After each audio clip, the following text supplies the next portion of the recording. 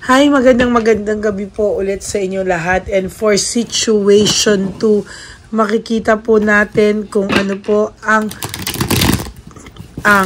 makikita natin sa inyong bagong manliligaw o bagong pag-ibig. Kanina po, 50-50 pa po yung nakita kong isa. So, sana maganda naman ang makita natin dito sa situation 2. Okay, tingnan po natin. Okay. 1, 2, sorry po. 3, 4, 5, 6, 7, 8, 9, and 10.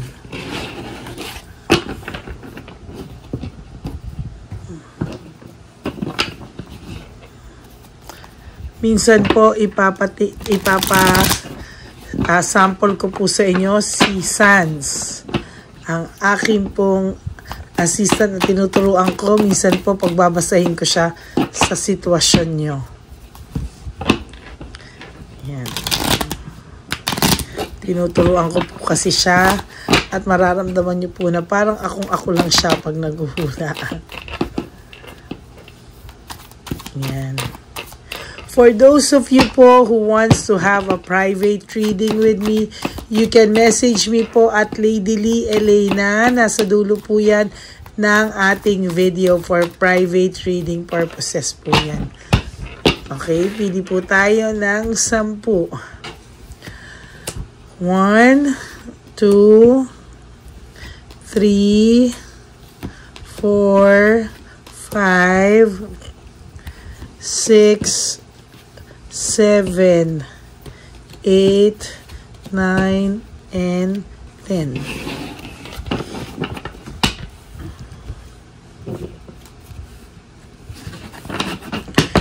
Ano kayo makikita natin sa situation 2? Sana naman po maganda na.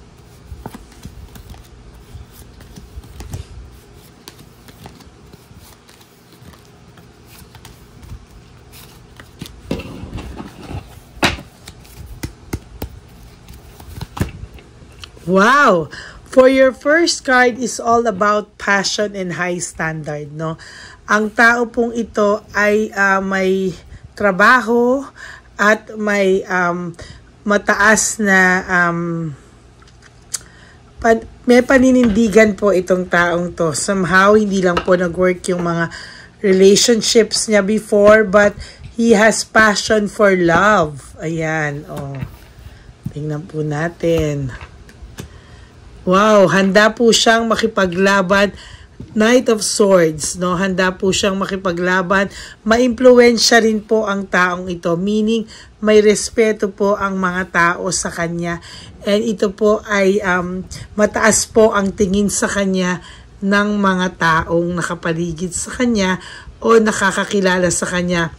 Meron din pong believe sa kanya yung mga tao, no? Tsaka ito po, pag gumawa ng isang bagay ay talagang desidido po siya. Mahilig din po itong magbigay. At maganda po ang buhay nito. Well improved po ang buhay nito. Nagbibigay din po ito. Generous din po ito. And somehow will help you recover. Sorry po. Naku, saglit po Kakat ko na lang yan sa 408. And somehow, ay nakikita ko po dito na there is recovery, no? Matutulungan ka po niya sa pagre-recover mo sa iyong nakaraang relasyon. Somehow, ang nakikita ko po sa kanya ay meron po rin siyang mga responsibilidad po na talaga pong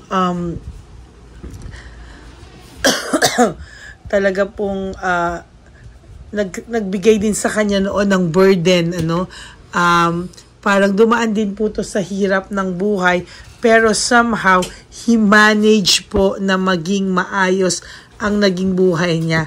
Dumaan din po siya sa pain, dumaan din po siya sa burden, kaya po ayan, ang pakiramdam niya po talaga is somehow masaya po siya na nakalagpas po siya sa ganong klaseng buhay.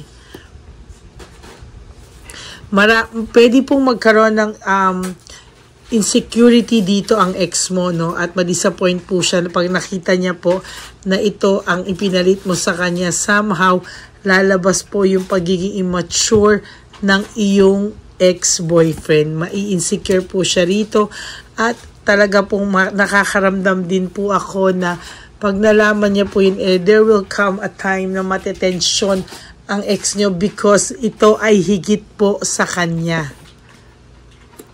Madi-disappoint po siya na nakahanap ka ng mas higit sa kanya. And somehow, dito po magi-start habulin ka ng ex mo po, no? Yan po yung sinasabi ko na sa mga nangyayari, no?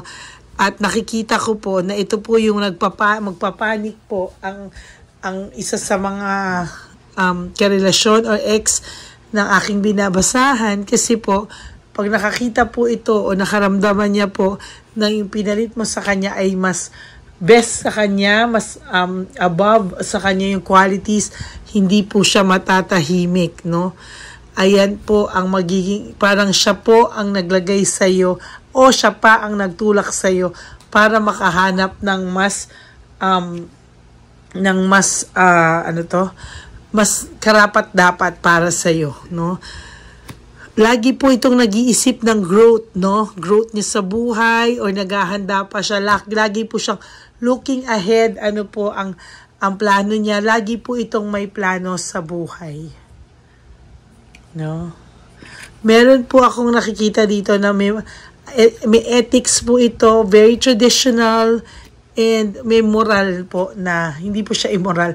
Meaning marunong po itong magmahal. Ayan, no?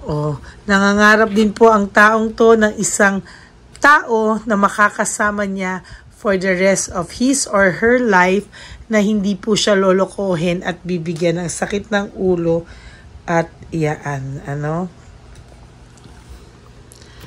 Yan. Dito po magsisimulang mabago ang takbo ulit ng buhay mo if bibigyan mo po ng chance ang taong ito na kumakatok sa iyong pinto, no? Ito na po, no? Siya na po ang lumalabas na reward mo na matagal mo na pong inihintay.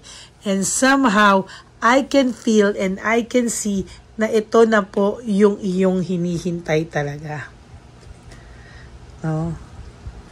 Mababurn out and ma-overstress po ang ex mo pag nakita niya po na talagang masaya ka na po dito, no? Ito po ay mamahalin ka sa isipan at sa puso niya. Ikaw po ang laman at magiging laman ng puso at isipan niya. Somehow, pag ito pong taong ito ay pinili mong mahalin, magiging masaya at buo ka po. Ayan, parang magkakaroon ka ng awakening reflection kung ano ba talaga yung worth mo. Ito pala yung worth ko. Ito pala yung reason bakit nangyari ang lahat ng ito dahil dadating na pala itong taong to, no? Na kailangan mo nang maramdaman lahat ng pains para mabigay naman sa iyo yung reward. For situation 2, this is all about rewards, no? Ayan, no, may reflection siya palagi, may understanding siya palagi, may wisdom itong taong ito, no?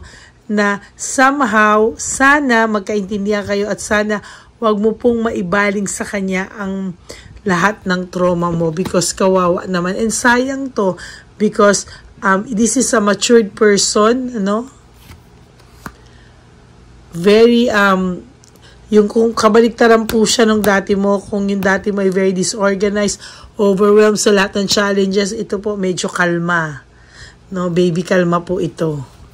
And somehow, siya po ang maghahandle ng relationship nyo together. So, for situation 2, isa siyang reward. Ay.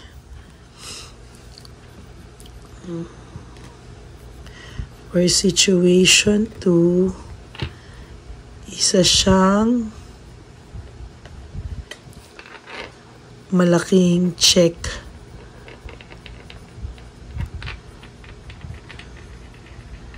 At reward mo.